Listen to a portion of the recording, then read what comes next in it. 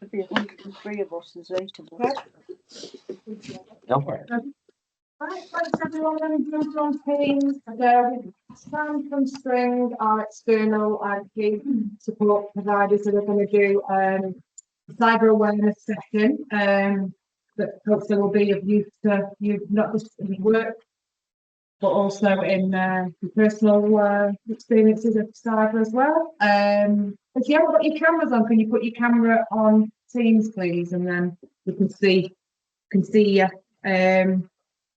So yeah, it is being recorded as well. So anyone who's not here that wants to listen to it, we can put it on my learning cloud. Right, over to you, Sam. Thank you. Yeah, you're completely right. It doesn't only apply to work, it applies to your personal lives.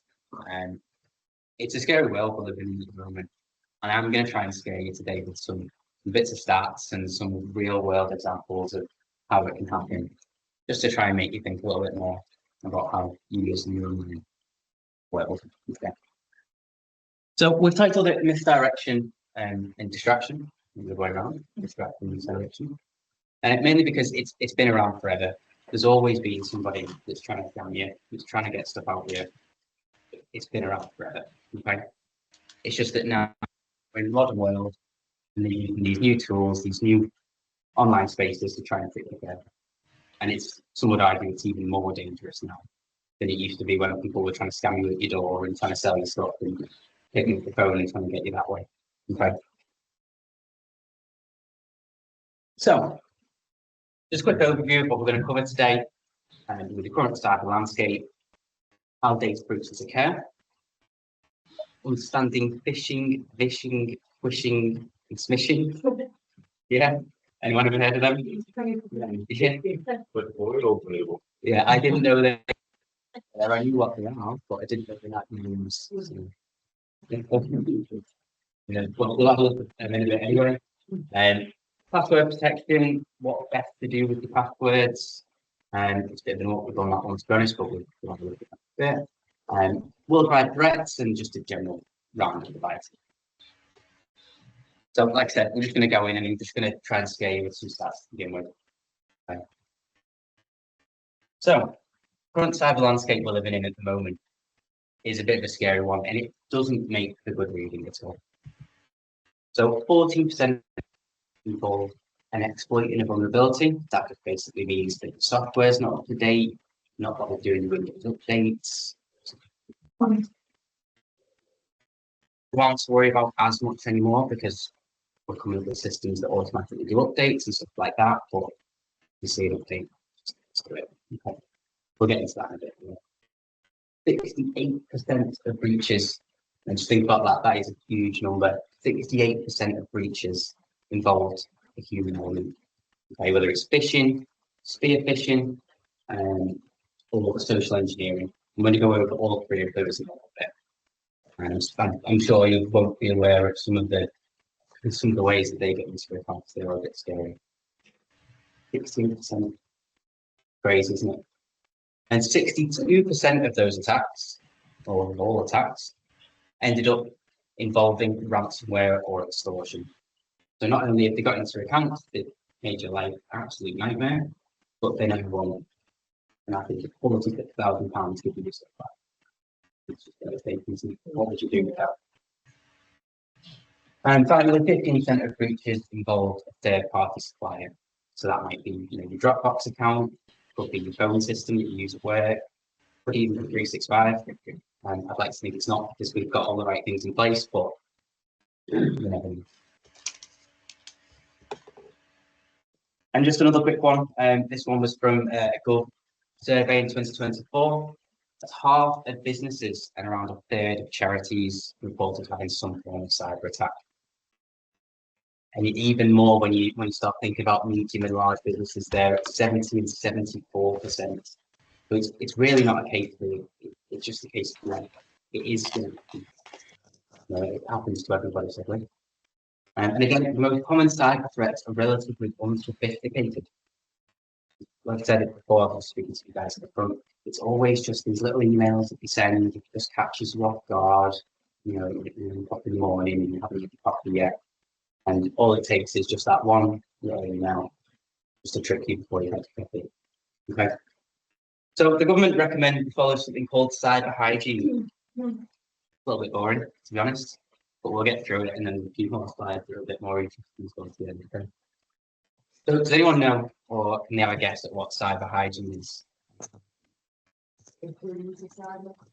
Yeah, essentially, yeah. It's just a few steps that the government lay out that can keep you cyber protected. And it's not just for you guys, and it's for us and for Jay as well, and how we manage the data and the software and stuff like that. But yeah, I'll just quickly go over it. It's around providing training to employees. Obviously, we're all here at the moment, which is great.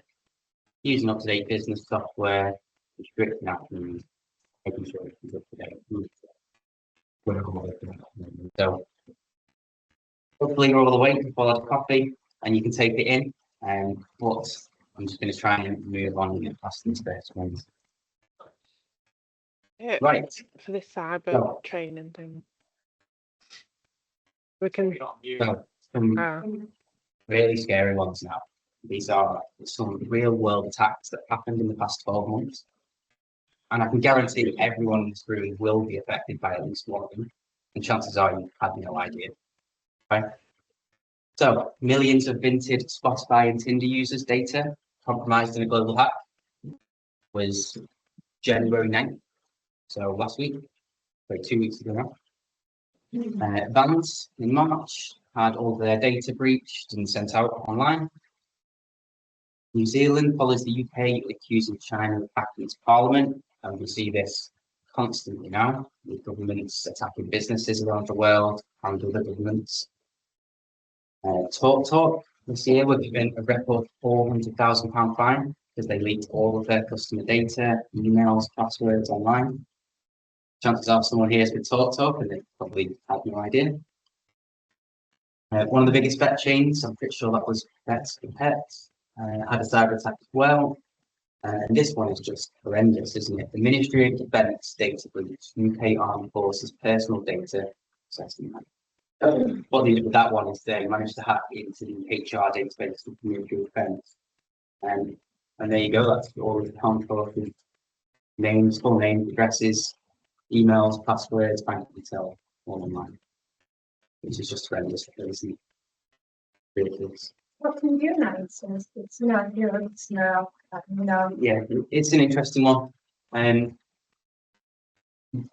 There is a few slides towards the end that will probably know, but the main thing they should tell you. They don't always though. They definitely don't. The main thing you can do, and I'll be honest, there's not a lot you can do. No. Every company is going to suffer a breach like this. The main takeaway though is that you need to have a unique password. They are going to see your password at some point. For every account you've got. And we'll get on that in a little bit, but it's a scary world. And finally, this one's really scary.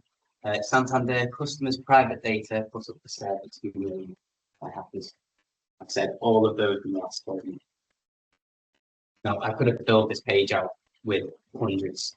It would have been, you would have been able to read everything. It's happening, it's real.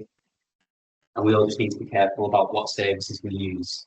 And when we do use those services and you sign up and want you to set up this extra authentication and we think, I'm probably doing that.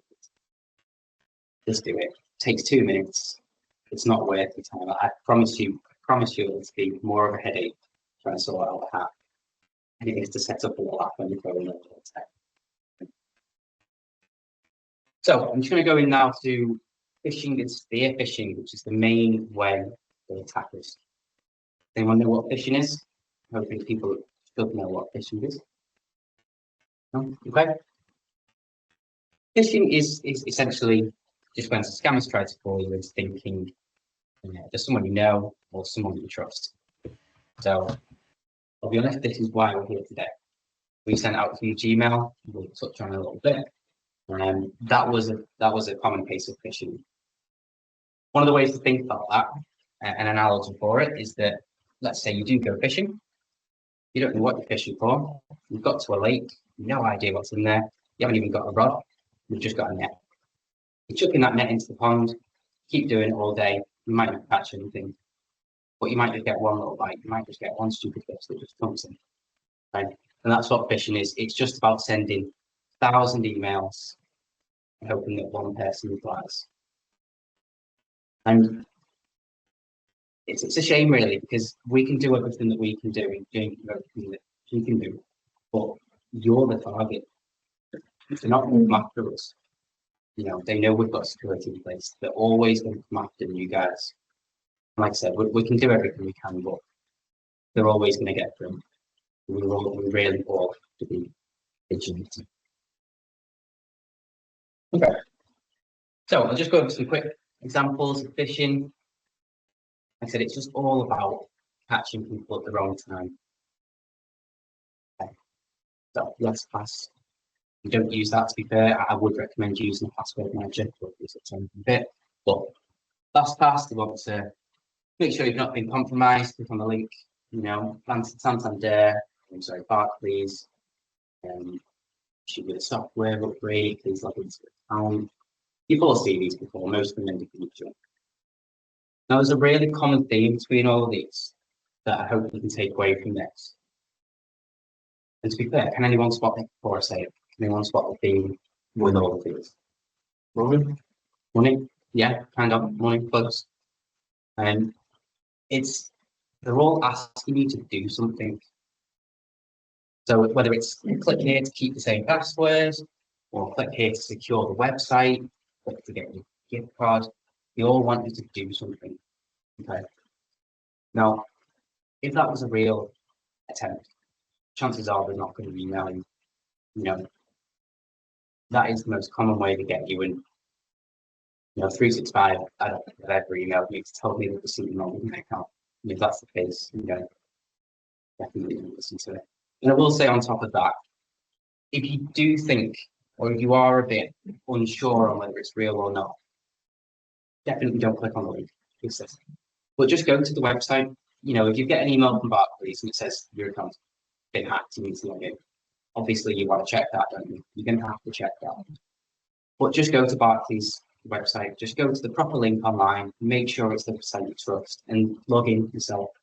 If there's anything there that it wants to do, it's going to tell you straight away. Right? They're not going to email you. You know, if your bank account's been hacked and lost £10,000, they're not just going to email you. They're probably going to give you a call and it's going to be a bit more serious. And it's quite easy when you look at it like that. Now I'm saying it, but you're all thinking, yeah, well, I know that. I said it before, but it's just about catching you at the wrong at the right time. Or you've had your coffee, you know, whether it's right at the end of the day or whether you're on your phone and you can't quite see the email. There's no names on them either, so if I get one from my bank, it will just say out and then it will tell me that I'm in. Yeah. Yeah. Your customer or whatever. Very good spot. There's no specific link to me. Exactly. Exactly. That's a very good spot, that one. So we're just moving on to spear fishing now. So you all know what fishing is. Anyone want to take a guess at? Oh, so we spear. Don't be guessing, Steve. Social media. A waste of time, is it? So, all right, spear fishing is just fishing. They're trying to get you, but it's a more targeted approach. So they might have looked at your LinkedIn profile. They might know who your boss is. They might know where you work, know who your colleagues are, and stuff like that. And once they've got that information, it's just a lot easier to trick you. And same with the points from the previous slide, whether you're asleep, whether you just check your phone, you've got an email from your boss, it's half real, and then you can trust. So it's a very well. Now, what we've actually been able to do here is show you a real world example of this happening. This happened to a company that we look after in Gelmersdale, in Lancashire. And it's a construction company. And Nicola had just started her job. She was about 2 weeks in and fresh out of college.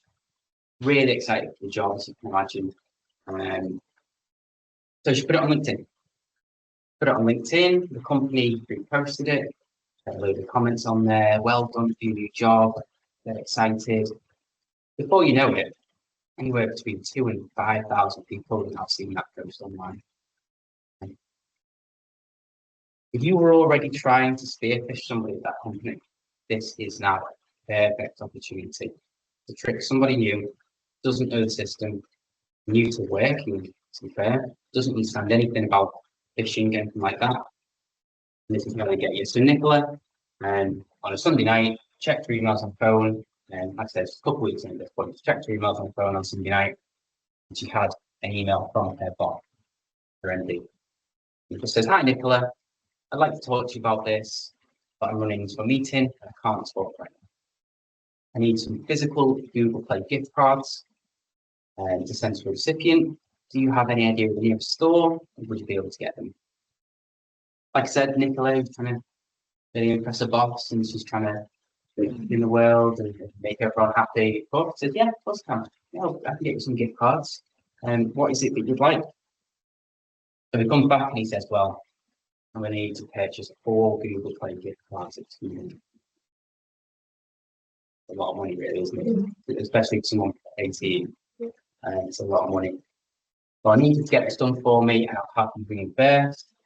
And to save time, you can scratch it back, take a photo, and just send it back to me. Great. So yeah, she goes around, she goes and does it. She doesn't turn up for work on Monday because she instead goes and tries to find some gift cards. She really struggles to find anywhere that sells £200 gift cards. And she's driving around Aldgate and Aintree and all over Lancashire trying to find these gift cards. And eventually she manages to sort £400 worth. Even that is a lot of money. You can't see the replies from the manager. I took those off, but at this point he was getting quite annoyed how long it had taken him to get these gift cards. So he wasn't being very nice. He's saying, "I need these cards now." And you can only think if she thinks that's her boss, it's not very nice, is it? So she says, "Right, I sorted £400. I've been driving between Aldgate and Aintree," which I said in my last message. "I'll send you the screenshots when I get home back." It's funny actually, because in the last email, she actually asked if she can work from home after she's done this, and of course he says yes. So she goes home, she works home for the rest of the day, and then finally, just to put the nail in the coffin, she says, "I will need to be reimbursed by tomorrow. Do you need my bank details?" So not only is she out £400, missed a day of work, boss thinks she's gone, and now the hacker has all the bank details. Now, luckily for Nicola, she went to the bank, she went to work the next day, she was expecting, a big "well done, thank you for doing it for me, really followed up my back for that one." She didn't, she walked into disciplinary. Obviously, they very quickly found out what happened. Luckily for Nicola, she went to the bank, she got all the money back. But the bank didn't do anything. It wasn't the bank's fault. It was Nicola's fault, really.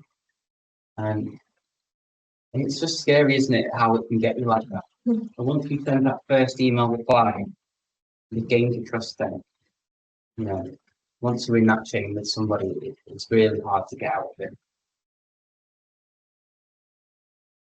Anyway, I just hope that one makes you think about who you're emailing anyway. So just a couple more quick examples of spear phishing. This one's quite a hard one. You might not be able to see this, so I'll try and point it out for you. But this one at the top comes from steve.pickering@String-Systems, which is a real email address of String's CEO. And it genuinely does come from it, Steve Pickering. And that's going to Karen Case, who's the head of our accounts. And just looking at that without any knowledge, that looks fine to me. But with a keener eye, you can actually see at the top it says external spoof email. This is something that we've got in place for you guys. We've got it at String, we've got it pretty much all of our clients. If somebody does try and spoof you using this method, it is going to show you that it's a spoof email. But if we didn't have that in place, if this was a personal email address, for example, we definitely don't have any personal email addresses, and you might have been tricked by it. So this one was actually quite a clever one. It says, "Hi Karen, we're working on some sensitive transactions to acquire the assets of a distressed company. PwC has engaged with our client Martin Frey. He's going to email you in a couple of hours, and if you could please pay him some money." So they're not even asking you to do anything on that. That one that one is getting rid of all of our guidelines that it said. It's not asking you to do anything. It looks like it's coming from a real person. That is a really hard one. Now, Karen then, a couple hours later, had an email from Martin Frey, whether Martin Frey was, and it said, please can you send £2,000 to this address? And quite importantly, it said, for regulatory reasons, do not push this. You can imagine that's what would happen, isn't it? Luckily for us, like I said, we had the external spoofed. And not only that, Karen just turned around to the team and said, this is weird, who's this company? And they said, that's not job. That's how easy it is.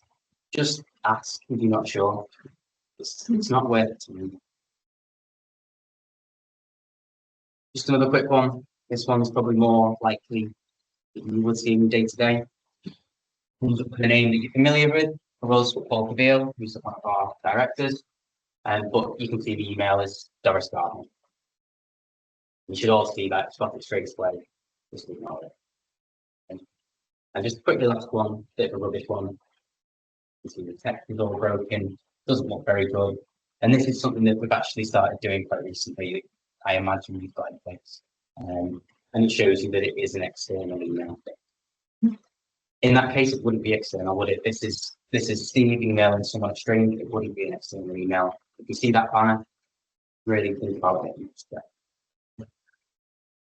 And again, I said it before, it's a common theme, but it's just catching people at the wrong time. It's always just catching people at the wrong time. You always have to be vigilant. So, we've heard about phishing, we've heard about spear phishing. What can we do about it? And I have touched on a few things, but I'll just quickly go over 7 ways that the government would like us to follow, really. So, it's quite simple, really. Inspect the sender's email address. We all do this already. Can be a bit awkward sometimes when it's just one letter that's been changed. You know, sometimes you might do an I or an L, and they might be able to capitalize the I, so it looks like an L. Really easy. Or a 0 could be an L, that could be a 0. And just make sure you check that email. And you check the banner as well. So let's move the email. Make sure you double check. So this is your one from before. Be wary of generic greetings, dear customer, dear colleague. Nobody does that. No one has ever emailed a colleague or a client and said, hi, client. I think they'll probably lose the client if you did that. Look for verifiable sender contact information. Is the domain name right? Is their signature the same as it always is? Just double check everything on that email. Make sure it looks real. And this is one that we all do, unfortunately. Hopefully you're not. Be very happy if you weren't, but I'm sure it is still happening. And it's sending information by email, or sensitive information by email. It's just not worth it. One of the main things they're doing when they're trying to hack you is getting to your emails. Whether they're going to sit there and wait for the right time, or whatever it may be, they're going to sit there in your emails.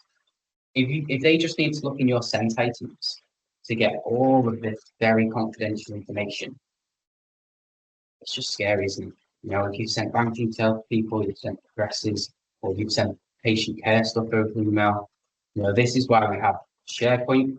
It's locked down onto certain folders and people can access certain things. It's all done for a reason. And we're in this cloud world now. If they can get into one account, they can get into it. Okay. Think twice about clicking unexpected links, especially if they direct you to sign in. Kind of touched on that before. The theme is do something. They all want you to do something. They're just signing online if you're not sure. Go to the website, check it yourself. Avoid opening email attachments from unknown senders or friends who don't usually send them. You know, if I had a friend who sent me a load of email attachments today, that wouldn't be normal, would it? I don't email you guys very often or ever at all. Unless I've done some support work with you before, but you know, it's not like I wouldn't email you. Don't click it.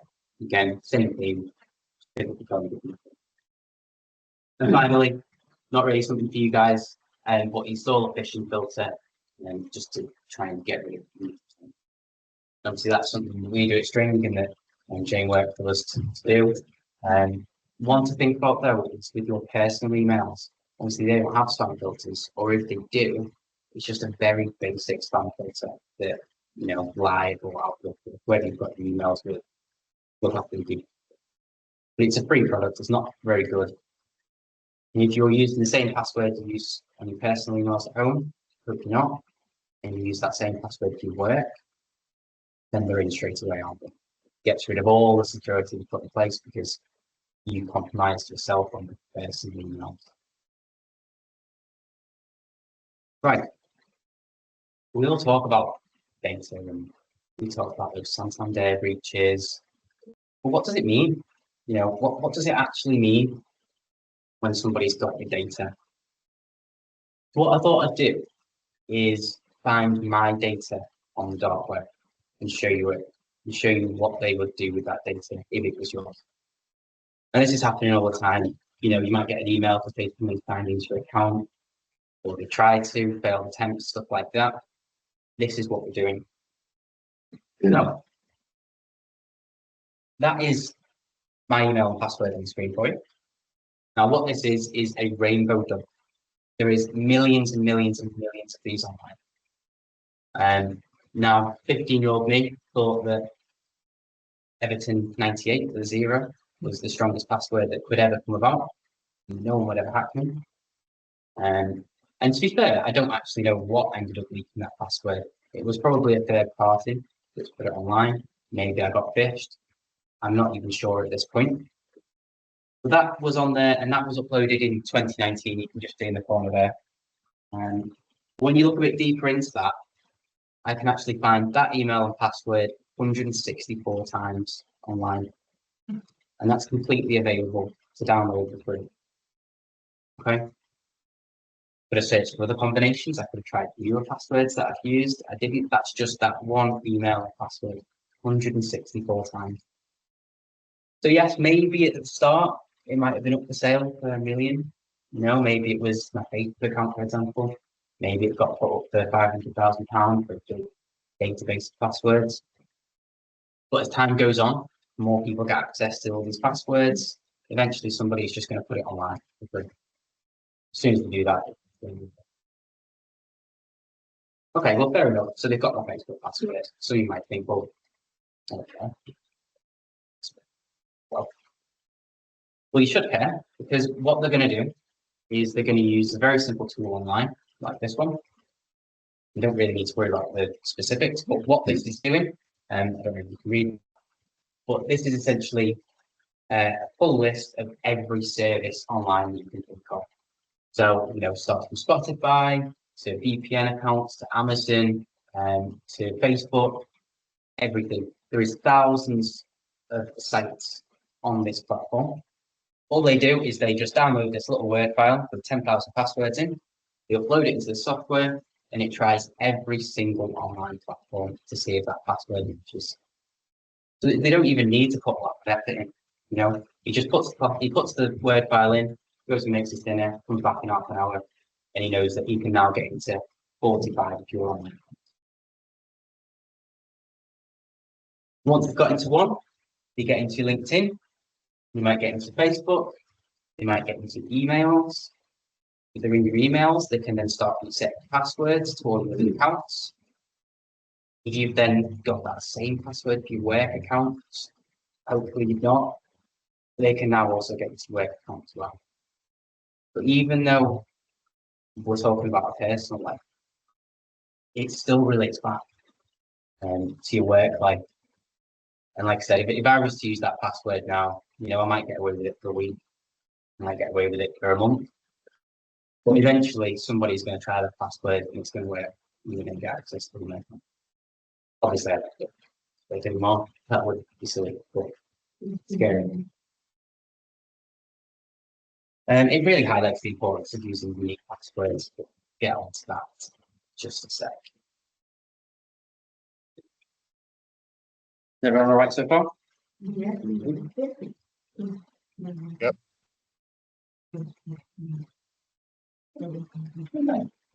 So, secure passwords. it's annoying, isn't it? No one wants passwords. You know, they're annoying, they're long, especially if I'm now telling you that you need a different password for every website. You know, it's just impossible. I would recommend using Password Manager at this point.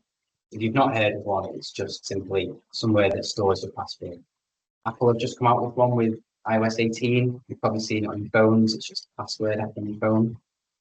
It's better, even though it is still centralized for essentially having all your passwords in one place. It's better still than having the same password for all of them. But furthermore, what we really want to think about is phrases instead of passwords. So if we think about my Everton 98 with a 0, it's about 8 characters long. You know, if you knew me, you probably could have guessed it, I suppose, if you just looked where I'm from and your support and stuff like that, you would have guessed it. But what they wouldn't have guessed is a phrase. And what I mean by a phrase is something like, I love cyber training. What? No. But, you know, make it relate to yourself. If you use a sentence instead, not only is it easier for you to remember, but that password is now 21 characters long. And we're going to get onto it in a little bit on how quickly people can crack passwords if they really want. But a 21-digit password, nobody's getting into. Now, again, 11 billion accounts are stolen from hacked sites and apps. Happens all the time. And it does almost contradict what I'm saying, but even if you have a strong password, it might not be. Okay. So you can probably all guess what I'm going to say next, because you should all be using it in your day-to-day now. But that's multi-factor authentication. It has to be done. It really does. It's annoying.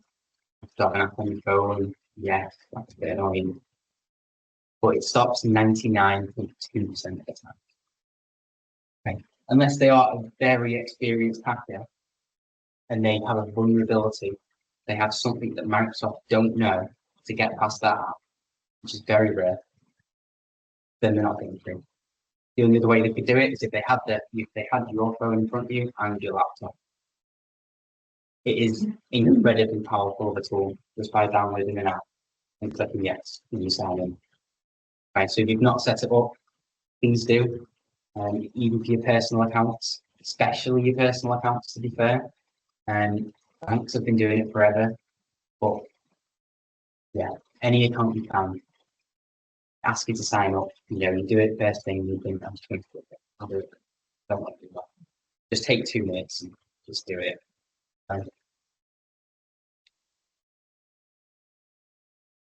Right, so quickly spoke about it, but how long does it take to crack a password? When we're talking about cracking passwords, it's quite advanced, to be fair. You know, all the phishing that we were talking about before, that is how they're going to get you on a day-to-day basis. This is a bit more typical.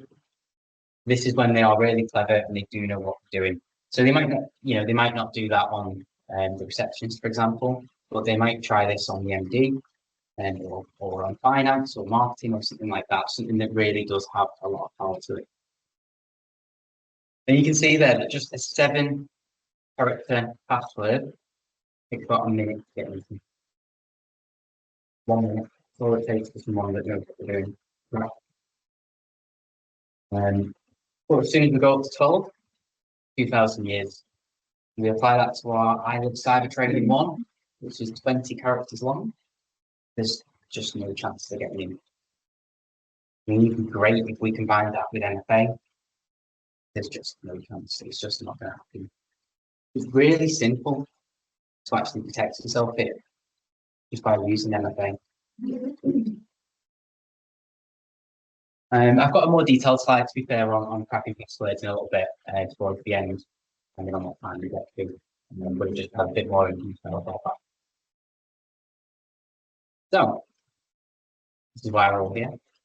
We've all seen this, or we've all heard. They won't have seen that. They won't have seen it, okay.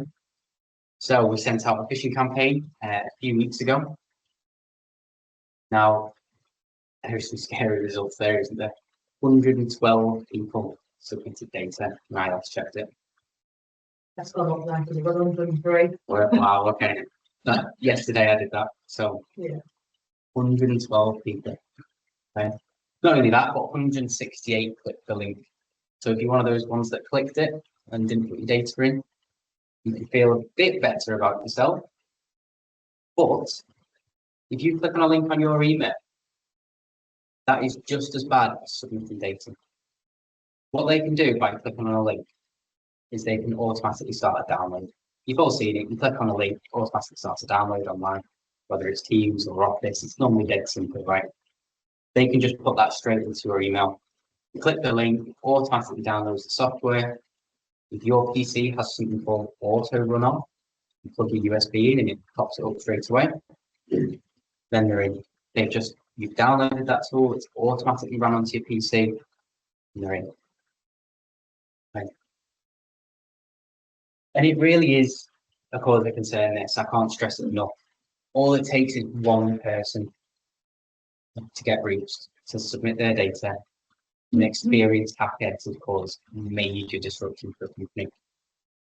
UK cybercrime costs the UK economy around £27 billion per year, which is a number we can't even fathom, to be honest. And UK businesses take an average of 38 days to identify an attack, 43 days to recover. But what they'll do, these hackers, is they'll get into your account. So it's 38 days, that's a bit weird, isn't it? Why would it take 38 days for someone to stop it? They'll get into your account and they'll just wait. They'll just sit there and they'll sit there. They'll try to understand you more. Who do you email most? Are you quite friendly with somebody? How do you use your language in those emails?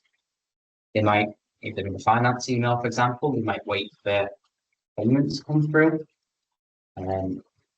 But they're very clever about it.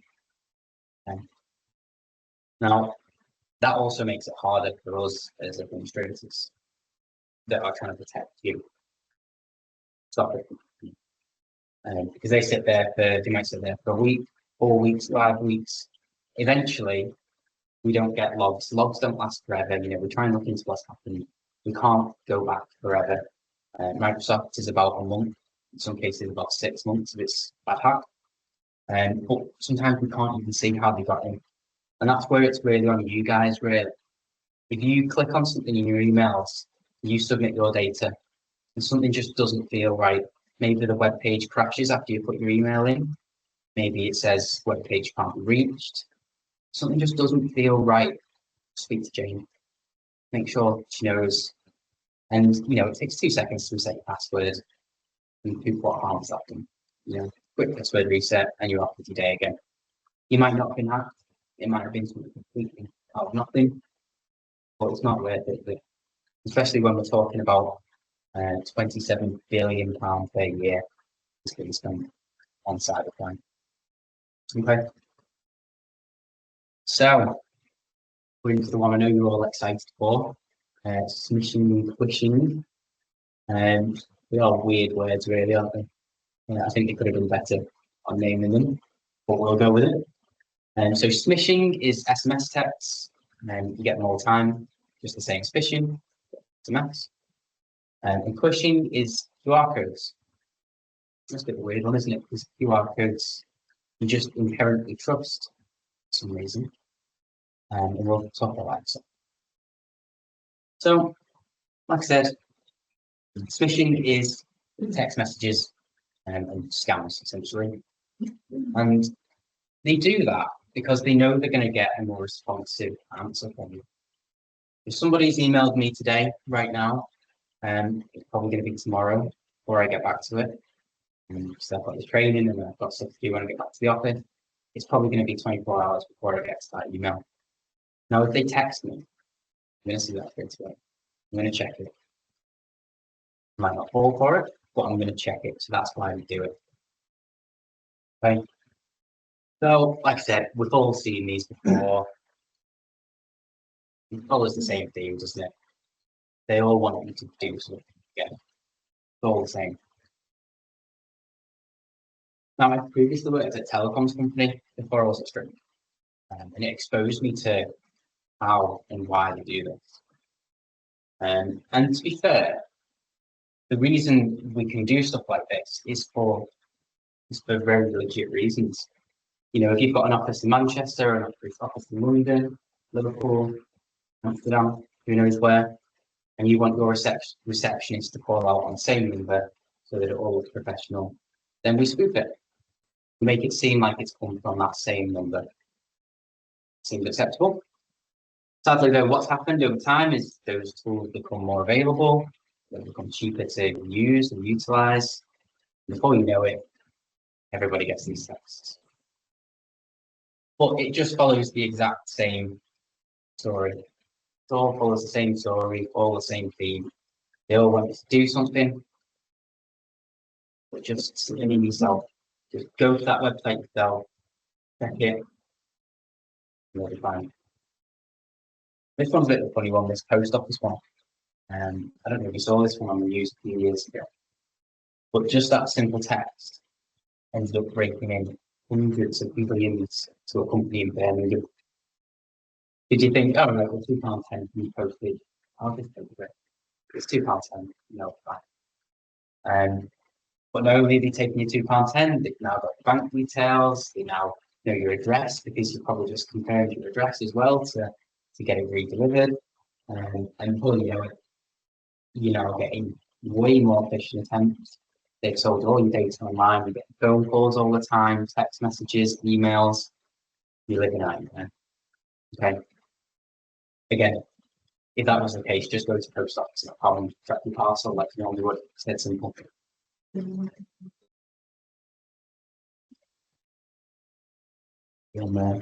40 minutes. So, wishing, really hate that word. It's just awful, isn't it? Wishing. So, pushing is QR codes, and there's a few quite astounding examples here that, to be honest, I didn't know about until I started putting this deck together. Like I said before, we all just inherently trust QR codes. You go parking, Manchester, and all over these cities, isn't it, where you have to download an app now, you might have to scan a QR code, and we all do it, don't we? Now, in this case, we'll call this man in the corner Dave. Dave went to go and charge his electric car. He scanned the QR code, it took him to an OK website. They're not normally very good, these type of websites anyway. It's just for charging your phone, and so you can't. But he puts his details in, he pays for a couple hours of charging, and he goes into the shop and does it, as he normally does. By the time he comes out the shop, his bank account's been drained. Because somebody, if you can just see it, has just put a little QR code over the top of the original one. Simple as that. Just a little sticker. Again, this actually happened really local to here in Fylde. You might have heard about it. And somebody that went around all the parking meters and just slapped that massive QR code over the top. So not only were people getting fines for the parking, they were also getting the bank accounts drained at the same time. What I'd say with that is, as annoying as it is, and honestly I hate doing it as well, is download the app. You know, you can sign up for an account with the app. It's annoying, you have about 10 apps on your phone because all these parking companies are different. And I'm sure they'll probably come up with a solution at some point. It'll probably be one app for all your parking and hopefully one app for all your charging. But until that's the case, don't be scanning random QR codes. No, it's not worth it. Yeah, because you can't see what that link's doing, can you? You're putting your full trust in that link, but it could be going absolutely anywhere. A lot of the times, to be fair, the real ones will just put the link below it, so you can just go to it yourself. But even still, I'd just be downloading the app. You know it's on the App Store or the Play Store. You know it's trusted. Just go that way instead. There was another one as well in Manchester. A funny one actually. Somebody went around all of the outdoor bars in Manchester, and we all do it, don't we? We go to Wetherspoons and got QR code and we scan it. And someone went around all the outdoor bars in Manchester, set up a very simple website with some cheap drinks, and just popped a QR code on all the tables. It made thousands and a lot of people angry that they didn't get their drinks. It sounds far-fetched, but happens, sadly. Always happens. Now, does anyone have a Ring camera? Yeah?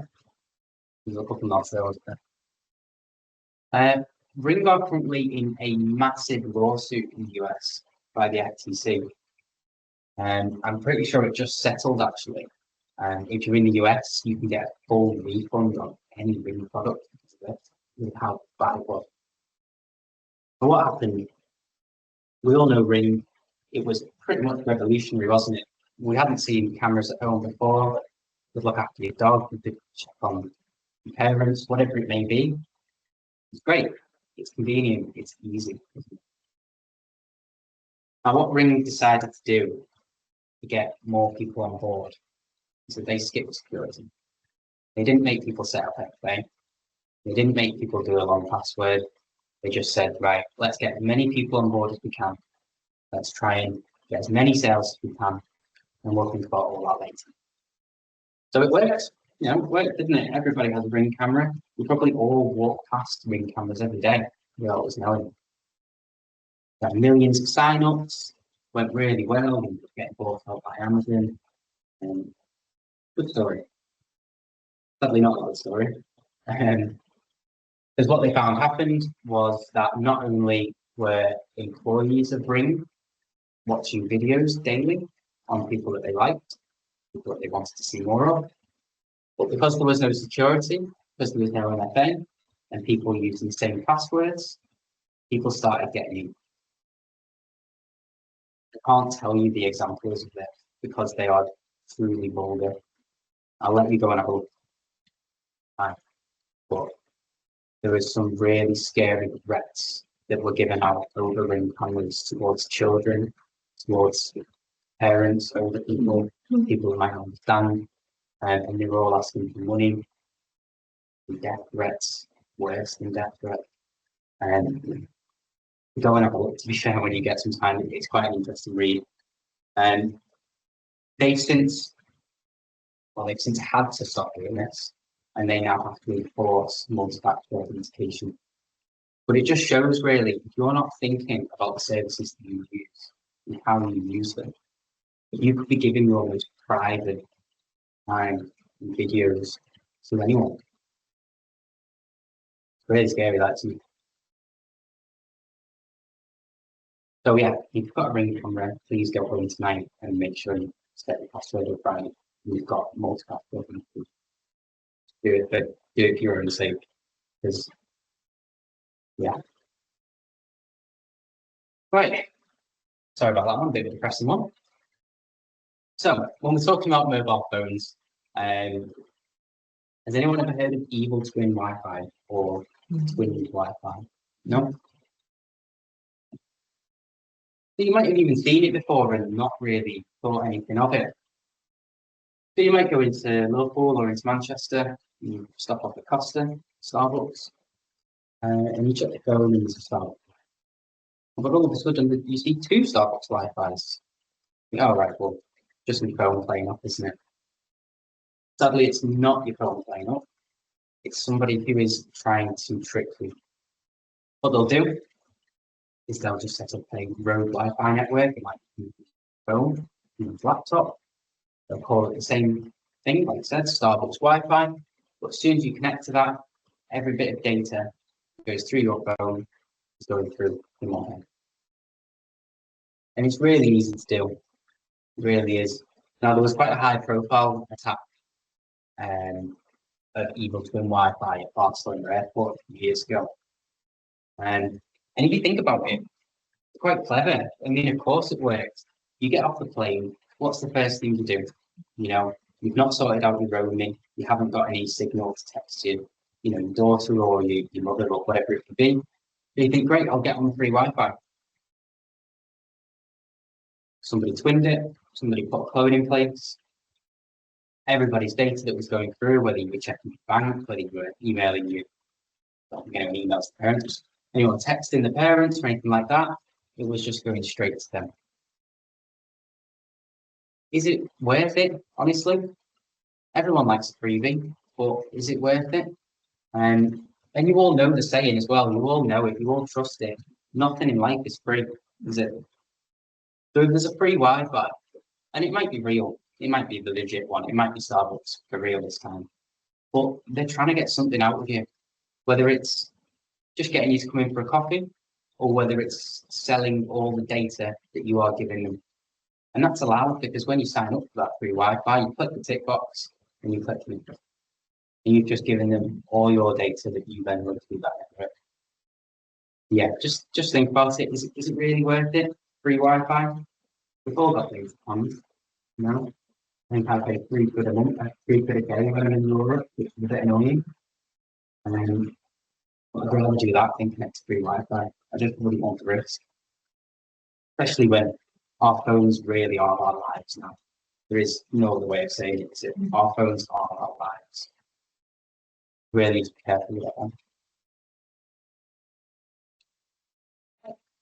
Ransomware. Anyone know what ransomware is? This seems to be the NHS is pretty demand. Yeah, perfect.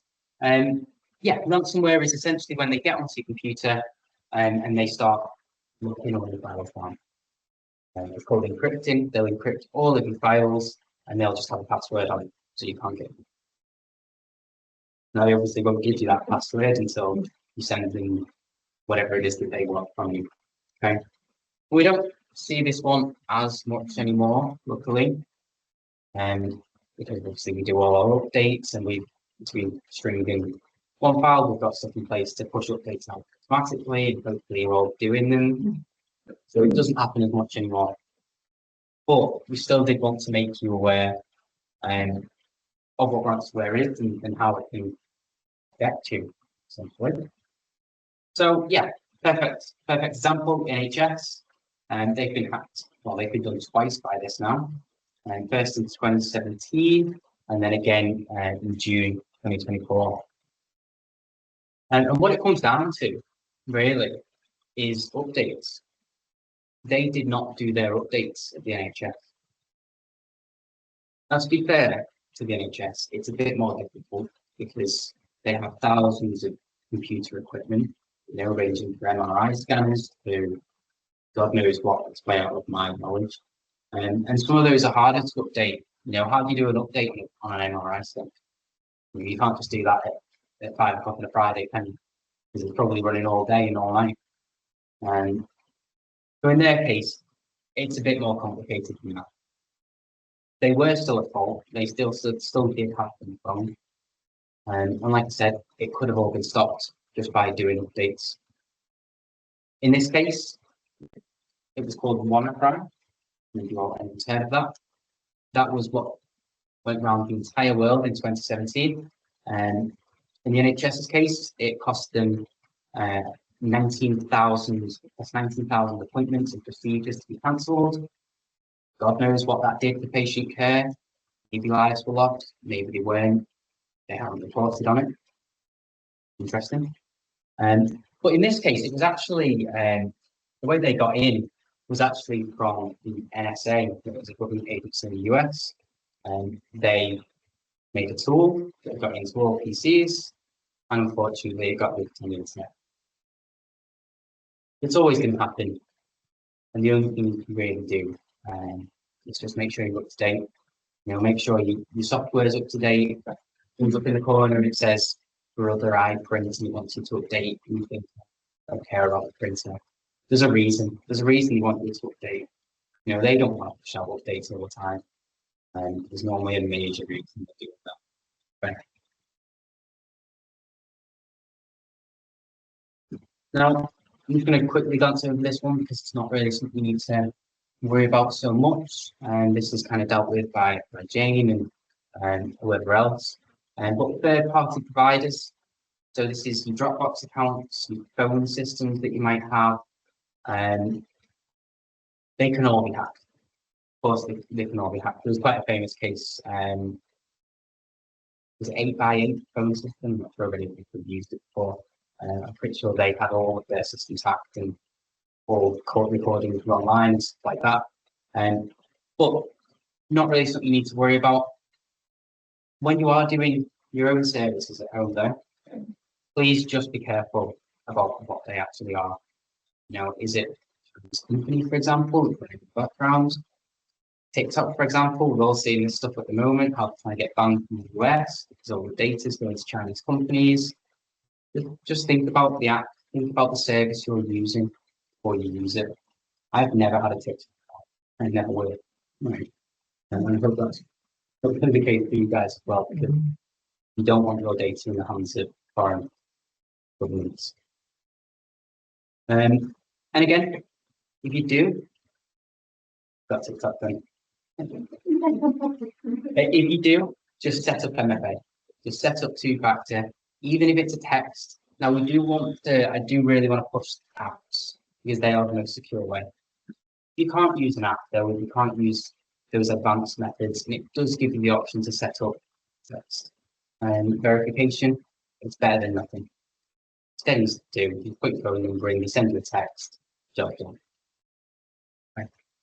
But like I said, I was putting you past that one really because in terms of work, we're all over it. Again, I'm just going to quickly glance over this one, and this is Microsoft View on Cyber Hygiene. Just 4 elements to it. Ensure that the user is strong and identity has been enforced, making sure the devices update, your networks managed properly, and your applications are locked down. And between Jane and ourselves, we're all over that. So I've just got a quick video. It's only 2 minutes long on social engineering. That's all you do. Just use a phone in sexual. You want to do a presentation? What's phishing? Is voice solicitation.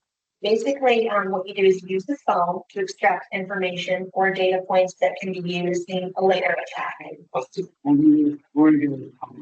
Maybe I'll call your cell phone provider and see if I can get them to give me your email address. I bet they're good. I bet they're good. But yeah, go for it. You can search for your number, so it's gonna look like it's calling from you. Hi, I'm so sorry. Can you hear me okay? My baby, I'm sorry.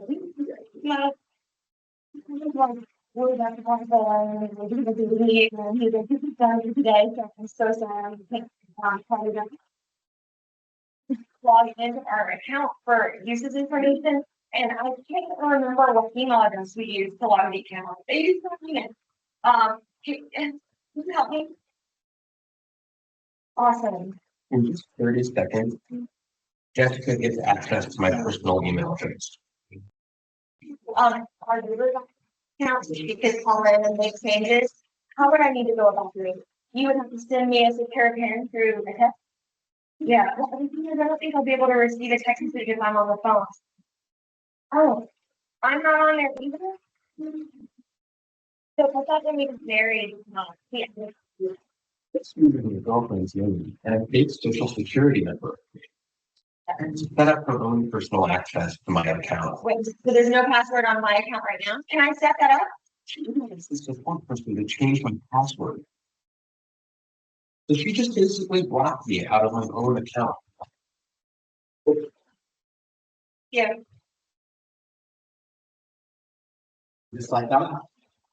Got full access. It's scary, that one, isn't it?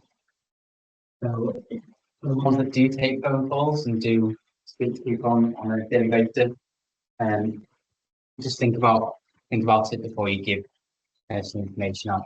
That video in particular, that's one that gets taught to everyone that's streamed. So obviously we take calls all the time. You tell us what your password or whatever it may be.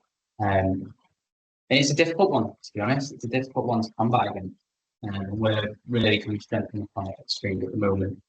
But to be fair, if that does happen and the person on the phone says, well, I don't believe it's you, I just need to check. Don't get annoyed because you can see how easy it is to trick someone. So, especially over the phone, you know, you don't know who you're speaking to, do you? There's a few more videos. I'm not going to play them because they're boring and cringy. Look at that guy's face there. No one wants to watch him, do they? But But there will be, this presentation will be online, so if you do want to go and watch them in your own time, feel free. And finally, this is Microsoft's stance on security, and this is what Spring have to understand and put in place for all our clients. Right? Now, there's so much here. And probably one too many. And probably the only one out of all of this that you'd even know about is maybe this tiny little box down here that says Windows 11 security. Meanwhile, we're thinking about all of this. And so if there's one thing I could say about this, it's while we think about this, if you could just think about it as secure password and set up MFA, and we're all doing our part then. Okay. And I'd like to use this slide as well, just to conclude. Set phrases, set up MFA when you can. Always be vigilant. Okay. And if you think you've been breached, just let someone know. Let's just get your password reset just in case. Yeah, fine. Just tell someone. Just talk to people. If you think it's a spam email, phishing, just pick up the phone and just double check. Okay. Yeah, very quickly, it's kind of off topic. I'm not going to get into quantum computing. It will eventually get rid of all passwords. It will mean that we can't have passwords in 10, 15 years. But that is a more detailed look at how cracking works on the web. And there's the hardware there, 12 times RTX 4090. Put that in terms of stand. That costs about £7,000. So for £7,000, they can try all of the businesses username and passwords. A lot of money, but if someone really just want to go after a business, then £7,000 is nothing compared to what they could get. So that's why they do it. Okay. Any questions? Everyone okay? We all scared? Yeah. Yeah. It's very worrying. Yeah. It's ever evolving as well, which is the scary part. This deck was, would have been different 2 years ago, different a year ago, and it'll be different in a year's time as well. The main thing is multi-factor authentication is the be-all and end-all of security at the moment, and that might change in a few years. But for right now, multi-factor authentication is absolutely key. And then the biometrics, like your face, Exactly. fingerprint. Yeah, with iPhones, for example, that is Face ID, isn't it? All your passwords. They're secured originally with your iCloud password that you've set up your phone with, and then that 2-layer level is when it's scanning your face. And Is that the best way then? Face ID, because I have it on a couple of them. it's good, isn't it? It's convenient. Yeah. I think that's still fine. We might get to a point in a few years or a few months where maybe it's not. But that's absolutely fine right now, especially if you're using your iPhone. Unless they have your hostage or something, they're not going to get into it with your face, are they? So yeah, we're all okay on that thing for now. And like I said before, the passwords app on iOS now is really good. And it allows you to create unique passwords for all of your accounts. And you don't even need to know what your password is then, because when you go and sign in on your phone, you'll notice it's one that you've registered with, and it'll just automatically fill it in. It's not an ideal solution. It's not completely foolproof, but it's better than nothing. Definitely better than having the same password for every service, like you saw with my Everton 98. Would we be changing our password on a, I don't really know where I'm going, but like yearly? So I mean, we're saying like it's like up to 16 character password, the phrase, number. It'd be a good practice, And if you've got unique passwords for everything, though, I would almost say that it's better not to change the password, because then you know for a fact if something has gone wrong. If you've got unique passwords every single service on that, and then all of a sudden one of them gets breached, then I wouldn't be trusting that service anymore. Either they've had a huge breach and they've not told the customers, or God knows what. It's not really a major concern for us. I'd just say use unique passwords. Don't worry about changing them so often. And especially with Microsoft actually recommend not changing your password ever, and instead using pins, which is what all of you, I imagine, are using on your laptops. You put a pin in the morning, don't you? And it means then that you've not got that password in your brain, so that when it does come up and someone wants your password, and you kind of go, oh, I never use the password, I don't know, and then you don't fall for it. Would you recommend, on some sites they say use a strong password? Yeah.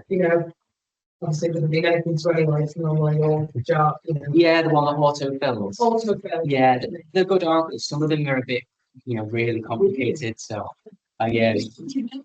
Things within your. Exactly, within your browser, or your phone. Yeah, yeah. Or even if you do that and you want to make it a bit easier for yourself and delete a few of the characters on the end, it doesn't need to be the 25 or 30 characters that sometimes the password app give you, because that's just, we're all human, aren't we? We can't be remembering everything. Especially if you type that in and it's got slashes and full stops and all sorts, and it just takes you 20 minutes to put your password in. We have to find a balance, don't we? We want to be secure, but we don't want to make our lives harder. And so definitely, yeah, use those passwords that it auto fills. They're unique now. They're definitely unique. They're really hard to get. And if you do want to make it a bit easier, like I said, just take a few cards at the end, so it's at least a little bit smaller. Just to install my daughter's information. We found out some cybersecurity and we got the idea that Right, okay. we took it to the police tracked him down Wow. to his address. I gave him a slap on the hand because he said it was first defence. 4 years later, my security police have come back to me, apologising, because actually we were a massive ring. So the police case. Yeah, it happens all the time, sadly. It's really profitable. Yeah, but it's interesting because he got that IP address with. Yeah. The addresses all the time. That's yeah. Yeah, the fact that she got that and she tracked him down herself. Yeah. Wow. And then took it to the police herself. And Yeah. this is where he lived. Yeah. Yeah. Um, It's so easy nowadays, sadly, to change your IP address. But I doubt that one would work anymore. Mm. But yeah, it's scary.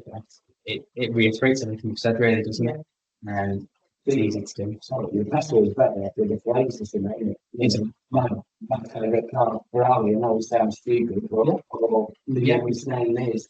Yeah, definitely. Gonna be a lot harder. Whichever's easier for you. You take your 44 with it, you take your strike, it's not really. Yeah, exactly. Yeah, yeah. Phrases are really good. They're both really good if you want to use the autofill that generates, or if you want to use a phrase. It's better than a 7-digit password that can be cracked in 1 minute. Either way, it's better, isn't it? So, yeah, I think phrases are really good. I think, especially for accounts that you use all the time. Let's say you log into your work account all the time. You don't want to put that 40-digit code in. It'd be perfect for a phrase, wouldn't it? You use it all the time. You go in every day. You can easily type it in. So you just need to weigh up which accounts to do it for, which you might have phrases for. It's an ongoing battle, to be honest. Good question. Anyone else? as a simple story, when you're setting them up for authenticating now that you've looked to your value, then actually what he's doing it right now. No, because if you've got the authenticator, With you, yeah. then you've got less to worry about, because even if Yeah. you've got your password, you then have to have them as well. I'm just looking for downloading the apps onto that personal my phone.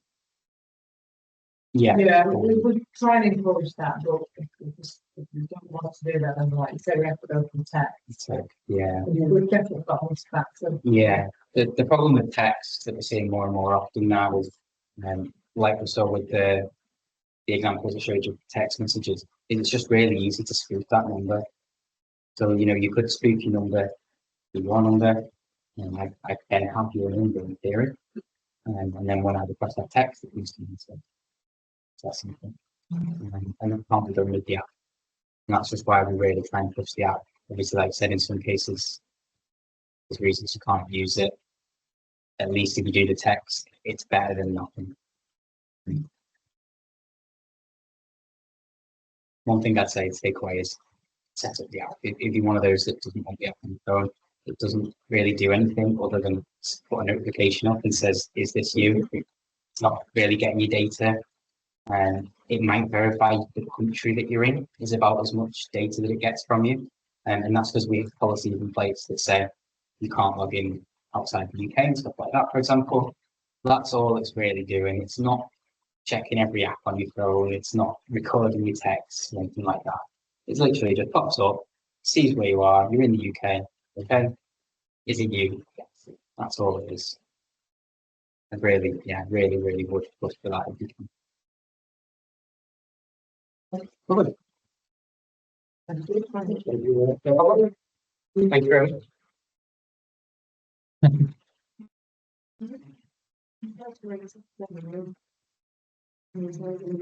Thank you, everyone.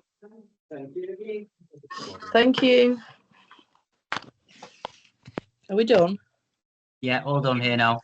All right. Thank you. Thanks a lot. Bye. Bye.